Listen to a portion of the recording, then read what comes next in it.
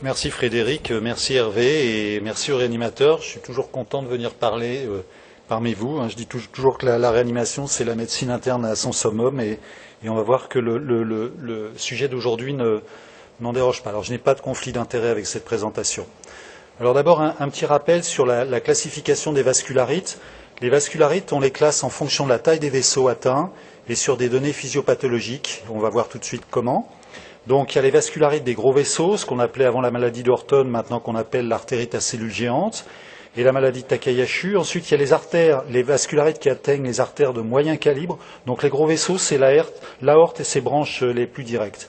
Les vascularites des artères de moyen calibre, ce qu'on appelle la polyarthrite, la périartérite noueuse, la maladie de Kawasaki qui est quand même essentiellement une maladie pédiatrique.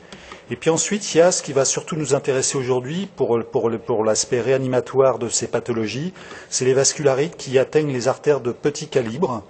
Et là, on sépare les vascularites qui sont associées à la présence d'ANCA, avec la micropolyangéite, ce qu'on appelait avant la maladie de Wegener et la maladie de Churg-Strauss, et les vascularites des petits vaisseaux qui sont en rapport avec des précipitations d'hymen complexes, c'est le purpura rhumatoïde et les vascularites des cryoglobulinémies.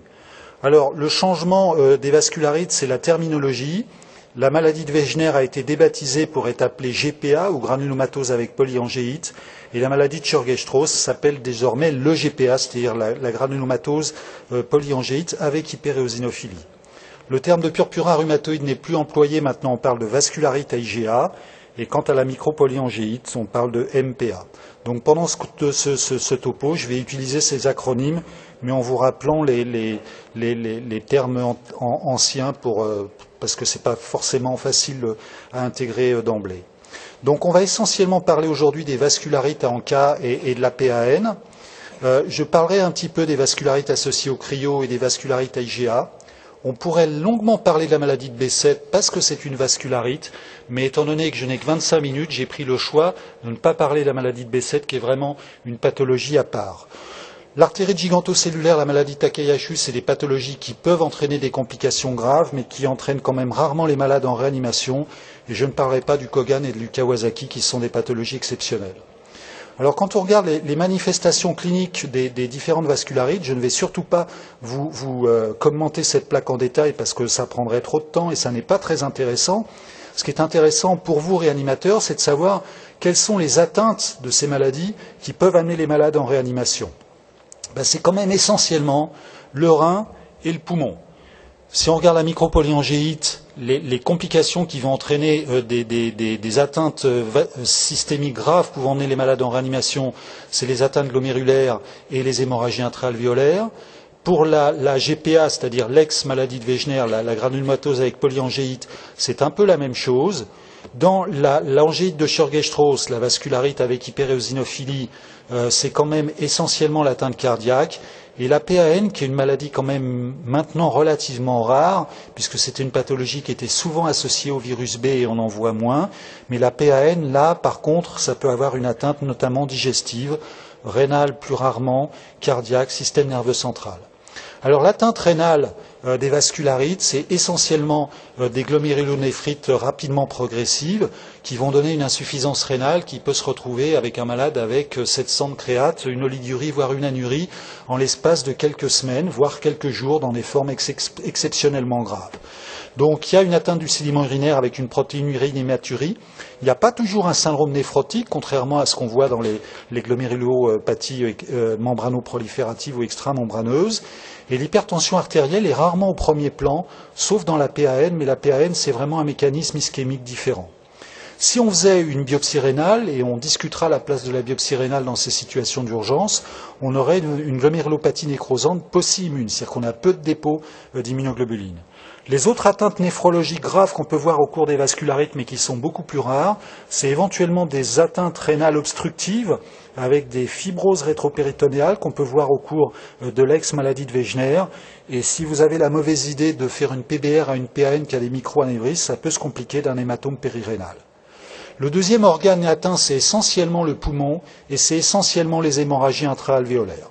Alors vous êtes réanimateur, je ne vais pas vous faire l'injure de vous décrire l'hémorragie intra-alvéolaire, mais pour vous rappeler quand même qu'il y a la triade anémie, hémoptysie, infiltrat pulmonaire, et que dans les hémorragies intra-alvéolaires, il y a des formes immunologiques qui nous concernent aujourd'hui, mais ça peut être aussi lié à des troubles de l'hémostase et ça peut être lié à des problèmes infectieux.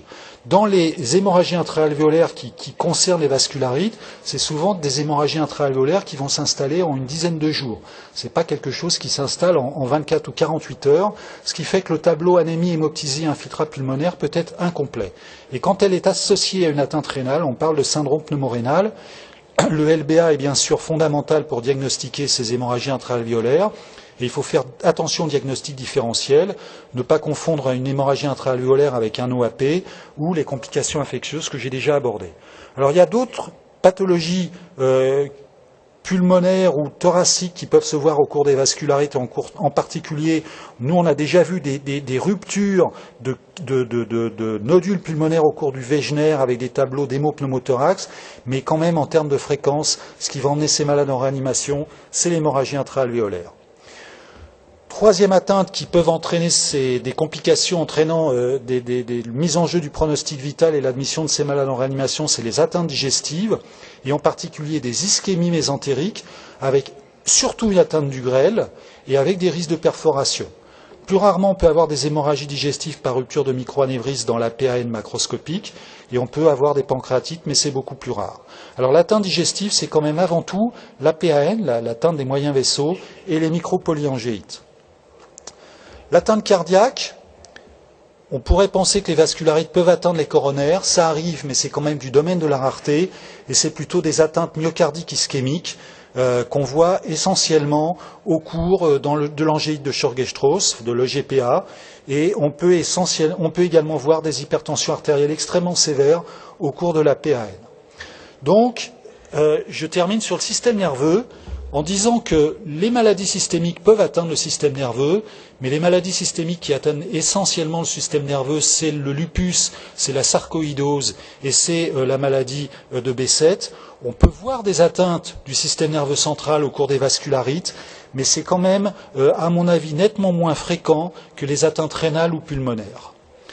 Donc vous êtes face à un patient qui est en réanimation, qui est admis pour une glomérulonéphrite rapidement progressive, qui est admis pour une hémorragie intra-alvéolaire, qui est admis pour une ischémie digestive. Comment vous allez faire pour évoquer le diagnostic de vascularite et pour aboutir au diagnostic? Eh bien, c'est là où, à l'heure du PET scan, de la biologie moléculaire, la réanimation, ça reste de la médecine interne, ça reste de la médecine clinique, et c'est là où il est important, de regarder le dossier et de s'apercevoir que quand on arrive en réanimation avec une atteinte rénale ou une hémorragie intra-alvéolaire, généralement on est malade. C'est-à-dire que ça fait déjà plusieurs semaines où on a une altération de l'état général, une fièvre spécifique, un syndrome inflammatoire inexpliqué. Et on a 4 organes qui peuvent être atteints. C'est l'appareil rhumatologique, c'est des patients qui ont souvent des arthralgies, des arthromyalgies, voire des arthrites, qui vont avoir des manifestations cutanées, donc il faut les examiner, il faut rechercher un livédo, il faut rechercher un purpurin vasculaire, il faut regarder s'il n'y a pas une perforation de la cloison nasale qui peut être visible à l'œil nu et qui va vous orienter vers un Wegener. Il faut bien sûr rechercher une atteinte rénale. Alors si le malade rentre pour ça, c'est évident, mais un patient qui rentre pour une hémorragie intra-alvéolaire, la bandelette urinaire qui vous montre 3 croix de sang, 3 croix de protéines à 21h un vendredi soir, d'emblée vous partez sur un diagnostic de vascularite, et puis l'examen clinique à la recherche d'une mononeuropathie multiplexe avec l'abolition d'un réflexe. Donc l'analyse clinique simple peut vous apporter beaucoup. Alors voilà quelques signes cutanés. Bon, ça, un purpurin vasculaire, on ne passera pas à côté. Un livédo, là c'est un patient qui a un Wegener, vous voyez, qui a perdu quelques orteils dans la bataille. Alors, le terme vascularite cutanée ne veut pas dire vascularite systémique. Par exemple, ça peut être une simple angéite leucocytoclasique liée à la prise d'un médicament. Mais dans un contexte de réanimation, c'est clair que, bien évidemment, un patient qui a une hémorragie intra-alvéolaire et qui a ça sur les jambes, vous allez immédiatement vous demander s'il n'a pas une vascularite systémique. Ce qui nous a apporté beaucoup, c'est bien évidemment les ANCA, les anticorps anticytoplasmes des polynucléaires, avec 2 bémols. Le premier bémol, c'est que les ANCA, ils vont d'abord être recherchés par une technique d'immunofluorescence. Donc votre immunologiste va vous dire, il y a des anticorps anticytoplasmes des polynucléaires qui peuvent avoir une fluorescence cytoplasmique ou périnucléaire. Immédiatement, quand votre immunologiste va voir que l'immunofluorescence est positive, il va faire un ELISA et il va regarder avec différents substrats antigéniques vers quel antigène est dirigé votre anticorps cytoplasme des polynucléaires. Et ça, c'est très important, parce qu'il y a des tas de situations pathologiques ou non pathologiques dans lesquelles vous avez des ANCA, mais pour lesquelles vous n'aurez ni des anti-PR3, ni des anti-MPO en ELISA. Et donc avoir des ANCA sans anti-PR3, sans anti-MPO n'est en aucun cas un signe de vascularite. Donc vous êtes obligé d'avoir cette ELISA et cette recherche. Les anti-PR3, dans 90% des cas, c'est une GPA, c'est un Wegener, c'est quasiment pathognomonique du diagnostic. Et ils sont présents dans plus de 90% des cas. Donc, excellente valeur diagnostique. Les anti-MPO, les anti-myéloperoxydases, dans les micropolyangéites ou dans l'ex-Churg-Strauss, ils sont présents dans 50 à 70% des cas. Donc le message, c'est oui, les ANCA nous ont apporté beaucoup dans le diagnostic, et on va en reparler, mais je pense qu'il y a vraiment des situations où on n'a plus besoin de faire de PBR, en tout cas dans des situations d'urgence. Par contre, l'absence d'ANCA ne vous élimine en aucun cas une vascularite, puisque on a vu que dans une micropolyangéite qui peut donner une hémorragie intra-alvéolaire, vous avez quand même 30 ou 40% de malades qui n'auront pas d'ANCA détectable. Le troisième message que je voulais vous faire passer, c'est que je ne sais pas dans quel centre vous travaillez, mais si vous prenez votre téléphone et que vous motivez votre immunologiste, des ANCA, on peut les avoir en 24 heures. Et ça, dans un contexte de réanimation, c'est important, parce que ce sont des situations où le pronostic vital est en jeu, et où on est dans une situation d'urgence pour mettre en route les traitements. Alors, il y a des diagnostics différentiels, quand on a du purpura vasculaire, une altération de l'état général, une dultinévrite, on a le droit d'avoir autre chose qu'une vascularite. On peut avoir des emboles de cholestérol, que je ne commenterai pas, tout est sur cette plaque. On peut avoir une endocardite infectieuse lente avec des mécanismes immunologiques. Donc bien évidemment, vous êtes quand même obligé de faire une démarche pour éliminer une infection ou des diagnostics tels que celui-ci, embole de cholestérol. Alors sur cette plaque, vous avez le kit diagnostic simple de l'interniste en détresse, avec sur la gauche les examens simples. Vous voyez là-dedans, il n'y a rien de compliqué. Il n'y a pas des dosages que vous êtes obligé d'envoyer dans un laboratoire au fin fond de la France. Ça, c'est vraiment des tests biologiques simples qu'on peut avoir n'importe où. Et je vous ai surligné en bleu les tests qui ont un intérêt pour le diagnostic de vascularite, mais ce qui ne veut pas dire qu'il ne faut pas faire ce qui est en noir. Et c'est clair que devant une hémorragie intra-alvéolaire, c'est peut-être une vascularité en cas, mais c'est peut-être aussi un lupus. Et donc, bien évidemment, vous allez faire ce bilan complet devant un tableau de vascularite pour ne pas passer à côté d'une vascularite éventuellement satellite d'un lupus, pour ne pas passer à côté d'une vascularite d'origine virale, et donc, bien évidemment, rechercher le virus B, le virus C, le VIH. Alors, la question, c'est, faut-il faire une biopsie ?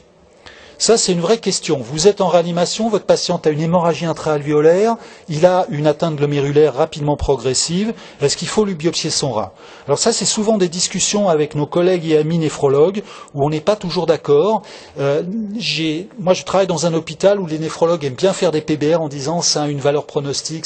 Ok, ça a une valeur pronostique, mais quand vous êtes en réa et que vous avez un malade qui a 500 de créate et qui a l'hémorragie intra-alvéolaire et qui a des ANCA avec des anti-PR3, quel que soit le résultat de la PBR, de toute façon, vous allez lui faire des corticoïdes et l'endoxan.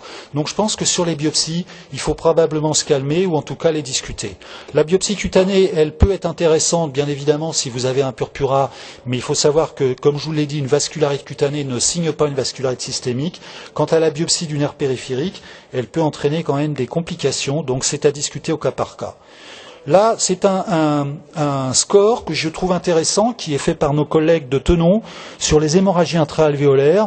Et vous voyez un score qui, devant une hémorragie intra-alvéolaire, est des items qui vont vous orienter vers une hémorragie intra-alvéolaire d'origine immunologique, c'est-à-dire un lupus ou une vascularite, c'est-à-dire une installation rapidement progressive des symptômes en plus de 10 jours, et puis des signes extrapulmonaires. Bon, la PBR, c'est pour vous rappeler que si vous êtes dans un contexte de possible périartérite noueuse et que vous voulez faire une PBR, attention d'éliminer la présence de microanévrisme, parce que sinon il y a un risque d'hématome périrénal. Alors généralement, quand on fait une PBR, c'est que le malade a une créate normale, donc l'artériose, c'est compliqué à faire, mais avec les nouvelles techniques d'imagerie, en particulier l'angio-IRM ou les angioscanners, il faut injecter de l'iode, on peut être amené à faire des diagnostics de microanévrisme. Alors passons au traitement.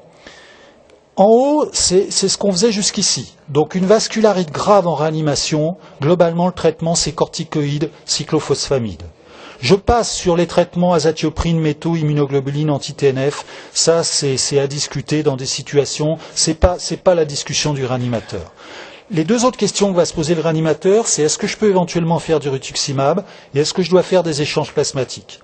Alors le rituximab, il y a quand même, vous voyez, là, 4 papiers dans le New England. Donc quand il y a 4 papiers dans le New England pour un même médicament dans une même maladie, c'est globalement ça marche. Et oui, ça marche. Le rituximab a clairement révolutionné la prise en charge des vascularites à ANCA. Mais attention, dans ces 4 études, les patients qui avaient les vascularites les plus graves ont été exclus des études. Donc aujourd'hui, quand on regarde les recommandations du groupe français d'études sur les vascularites, effectivement, en première intention, je crois qu'il y a beaucoup d'études maintenant, beaucoup d'équipes qui sont passées au rituximab plutôt que mettre de l'endoxan, en particulier chez une femme jeune. Mais par contre, quand on est dans un contexte de réanimation, qu'on a un malade qui a plus de 350 de créate, qui a un malade qui a une hémorragie intra-alvéolaire et qui est ventilé, normalement, on doit faire de l'endoxan.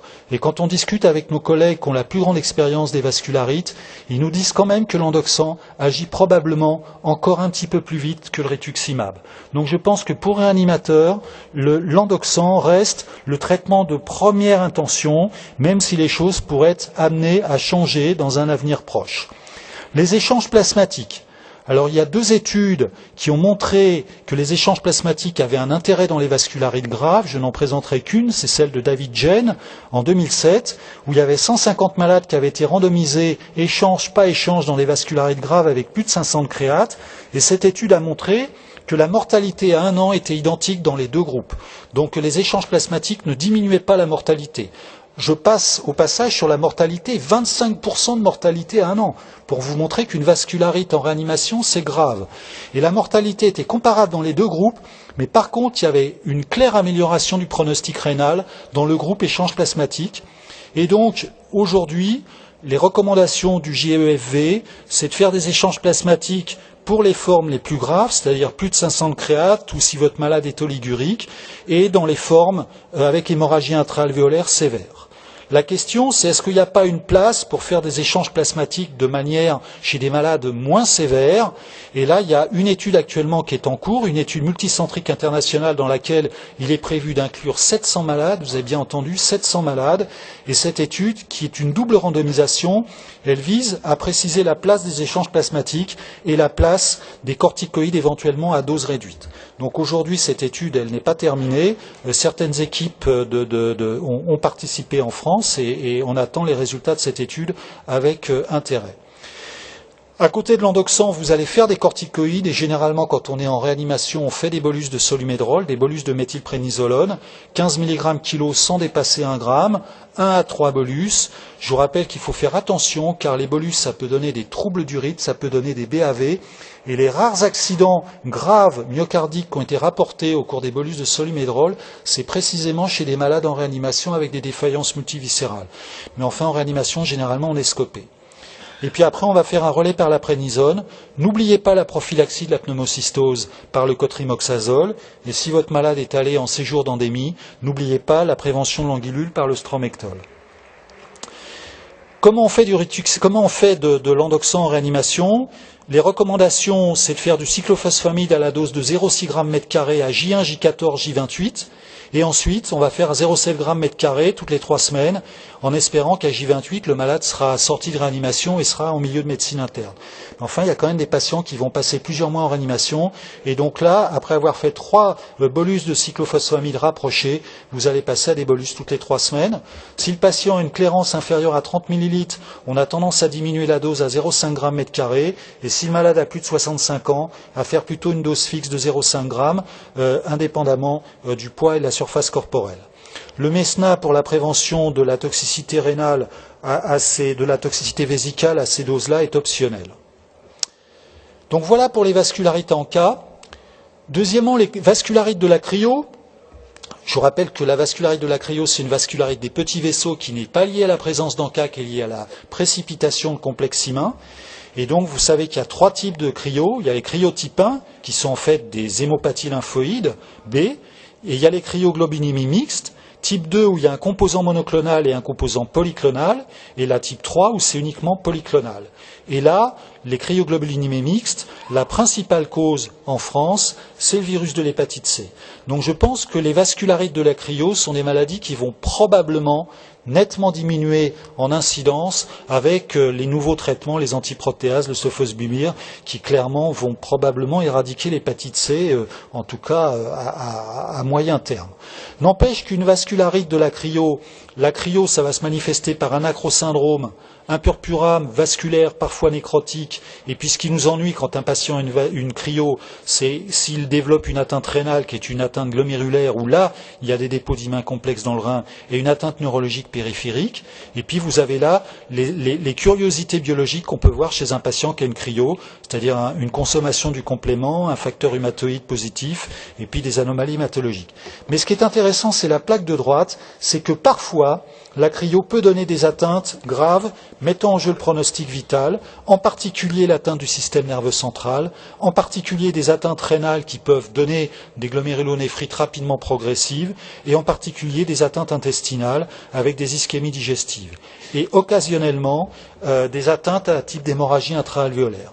Donc la cryo fait partie du diagnostic que le réanimateur doit évoquer devant une glomérulonéphrite rapidement progressive, devant une hémorragie intra-alvéolaire, et donc vous avez ces formes graves réanimatoires qui fort heureusement ne sont pas très fréquentes, mais quand même existent et donc doivent être connues. Alors le traitement des vascularites de la cryo, c'est clair que quand on est dans le cas du virus C, c'est l'éradication du virus C, mais ça prend du temps pour être actif, et donc le rituximab a très clairement révolutionné la prise en charge des vascularites de la cryo HCV, mais quand on est dans un contexte d'urgence catastrophique en réanimation, certes il y a le rituximab, mais finalement on retombe sur à peu près les mêmes traitements que tout à l'heure, c'est-à-dire échange plasmatique dans les formes les plus sévères et les corticoïdes qui sont tout à fait indiqués dans ces formes. Je terminerai le topo par les vascularites IgA, c'est-à-dire le purpura rhumatoïde. Le purpura rhumatoïde n'est pas qu'une maladie de l'enfant, c'est une maladie de l'adulte et c'est même une maladie gériatrique. Je vous rappelle qu'une vascularite IgA, ça donne un purpura nécrotique, une atteinte digestive et une atteinte rénale, mais il y a des formes graves avec des perforations digestives, des hémorragies intra-alvéolaires, des glomérulonéphrite rapidement progressives. Et là, le traitement est mal codifié, vraiment très mal codifié, pratiquement aucune donnée dans la littérature ou des données aboutissant à des résultats décevants, mais dans les formes graves gastro-intestinales ou dans les formes rénales, globalement on tombe toujours sur les mêmes traitements, c'est-à-dire corticoïdes, échange plasmatique plus ou moins endoxant. Donc pour terminer, vous avez vu que le poumon et le rein sont au premier plan, intérêt des ENCA pour le diagnostic. La clinique et l'anamnèse gardent tout leur intérêt pour le diagnostic. La réanimation, c'est de la médecine interne et c'est une urgence thérapeutique. Intérêt du cyclophosphamide dans les formes graves qui gardent toute sa place et les échanges plasmatiques qui doivent être discutés au cas par cas. Je vous remercie.